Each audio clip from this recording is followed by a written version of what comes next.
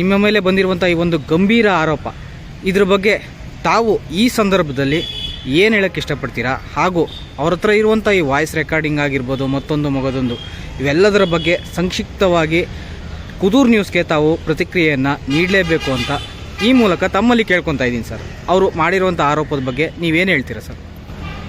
ನೋಡಿ ಮಹೇಶ್ ಅವರೇ, ರಾಜಕಾರಣದಲ್ಲಿ ಒಬ್ಬ ವ್ಯಕ್ತಿ ಬೆಳೀತಾವನೆ ಅಂತ ಅಂದರೆ ಅವನ್ನ ತೇಜೋವಧೆ ಮಾಡೋದಕ್ಕೆ ಹಲವಾರು ಶಕ್ತಿಗಳು ಹಲವಾರು ರೀತಿಯ ಪ್ರಯೋಗವನ್ನು ಪಡ್ತವೆ.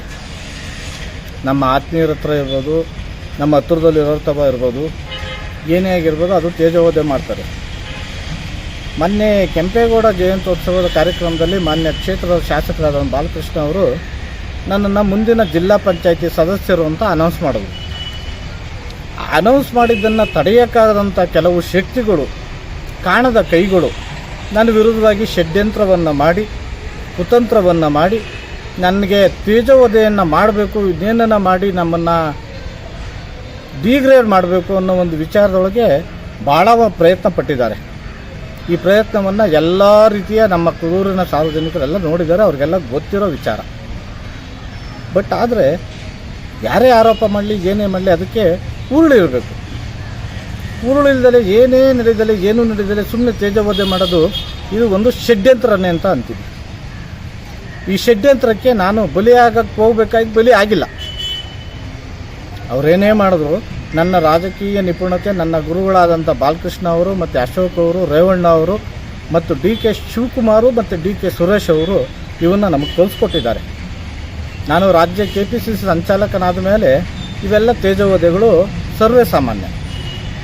ಆದರೆ ಬಟ್ಟು ಏನೂ ಮಾಡೋಕ್ಕಾಗದಲ್ಲೇ ಇರ್ತಕ್ಕಂಥ ಪರಿಸ್ಥಿತಿನಲ್ಲಿ ಏನಾದರೂ ಒಂದು ಮಾಡಬೇಕು ಕೆಟ್ಟದ್ದನ್ನು ಅನ್ನೋ ಒಂದು ತೇಜೋವಧೆಯನ್ನು ಇಟ್ಕೊಂಡು ಈ ರೀತಿ ಮಾಡಿದ್ದಾರೆ ಹೊರತು ನನಗೆ ಯಾವುದೇ ರೀತಿಯ ಅಂಜಲ್ಲ, ಬಗ್ಗಲ್ಲ, ಜಗ್ಗಲ್ಲ. ಯಾಕೆಂದರೆ ಯಾವುದೂ ತಪ್ಪಿಲ್ಲ ನಂದು. ಕೋಪದಲ್ಲಿ ಒಂದು ಮಾತು ಅಂದಿರ್ಬೋದು, ಬಂದಿರ್ಬೋದು, ಅವು ಲೋಕಾರೂಢಿ. ಮನುಷ್ಯ ಅಂತ ಅಂದಮೇಲೆ ಅವೆಲ್ಲ ಸರ್ವೇ ಸಾಮಾನ್ಯ. ಇವಕ್ಕೆಲ್ಲ ನಾನು ಆಸ್ಪದ ಕೊಡೋವಂಥ ಮನುಷ್ಯನೂ ಅಲ್ಲ, ಆ ವ್ಯಕ್ತಿನೂ ಅಲ್ಲ. ಯಾಕೆಂದರೆ ಇವತ್ತು ಮಾಗಡಿ ತಾಲೂಕಿನಲ್ಲಿರ್ತಕ್ಕಂಥ ಎಲ್ಲ ಪತ್ರಿಕಾ ರಂಗದಲ್ಲೂ ನನ್ನ ಬಗ್ಗೆ ಗೊತ್ತಿದೆ. ಮಂಜೇಶ ಪೂರ್ವ ಇತಿಹಾಸ ಏನು, ಒಬ್ಬ ಕಾಮನ್ ಪೀಪಲ್ ಆಗಿದ್ದಾನೆ. ಇವತ್ತು ಒಂದು ರಾಜ್ಯ ಮಟ್ಟದ KPCC ರಾಜ್ಯ ಸಂಚಾಲಕನಾಗಿ ಬೆಳೆದಿದ್ದಾನೆ ಅಂದರೆ ನನಗೆ ವಿರೋಧಿಗಳು ಅಷ್ಟೇ ಪ್ರಮಾಣದಲ್ಲಿದ್ದಾರೆ. ಆ ವಿರೋಧಿಗಳ ಕುತಂತ್ರ, ವಿರೋಧಿಗಳ ಷಡ್ಯಂತ್ರ, ಅದರಿಂದ ಈ ಥರ ಅಪಪ್ರಚಾರದ ಸುದ್ದಿಗಳನ್ನು ಪ್ರಸಾರ ಮಾಡ್ತಿದ್ದಾರೆ ಹೊರತು ಯಾವುದೇ ರೀತಿಯ ಉಳಿಲ್ಲ ಅದರೊಳಗೆ. ಇಷ್ಟೆಲ್ಲ ಆದಮೇಲೆ, ಇಷ್ಟೆಲ್ಲ ಬೆಳವಣಿಗೆಗಳಾದಮೇಲೆ ಮಂಜೇಶ್ ಅವರ ಮುಂದಿನ ನಿಲುವೇನು ಏನಾಗಿರ್ತದೆ? ರಾಜಕೀಯದಲ್ಲೇ ಮುಂದುವರಿತಾರಾ, ಸಮಾಜ ಸೇವೆಗೆ ಹೋಗ್ತಾರಾ? ರಾಜಕೀಯದಲ್ಲೇ ಮುಂದುವರಿತಾ ಇದ್ದೀನಿ, ಸಮಾಜ ಸೇವೆಯಲ್ಲೂ ಇದ್ದೀನಿ.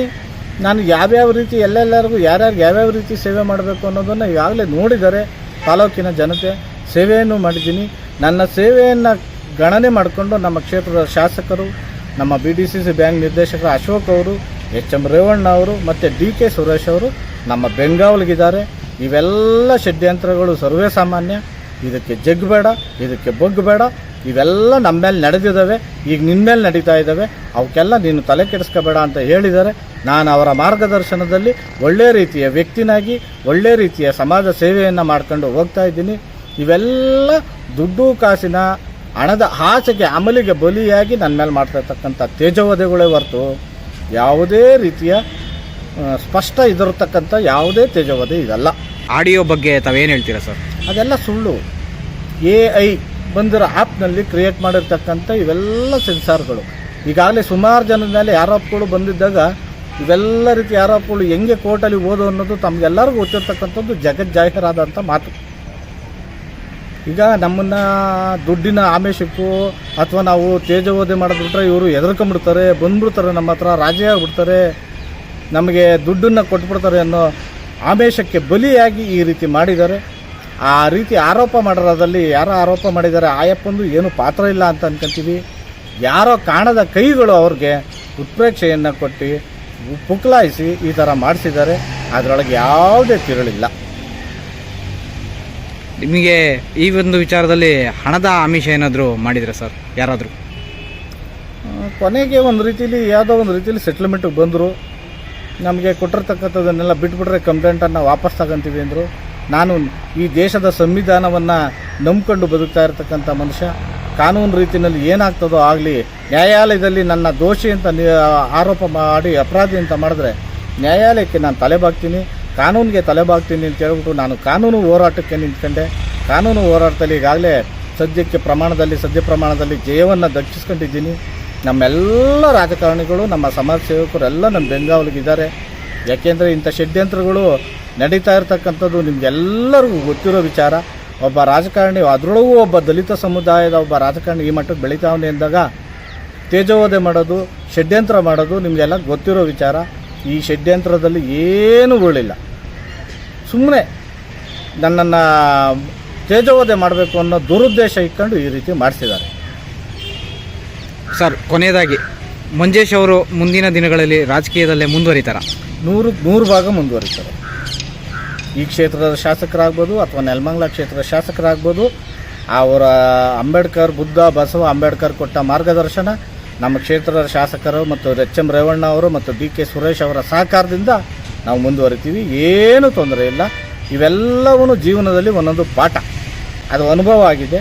ಮುಂದೆ ನಾವು ಅದನ್ನು ಪಾಠ ಕಲಿತು ಭಾಳ ಜಾಗರೂಕತೆಯಿಂದ ರಾಜಕಾರಣವನ್ನು ಮುಂದುವರಿಸ್ತೀವಿ.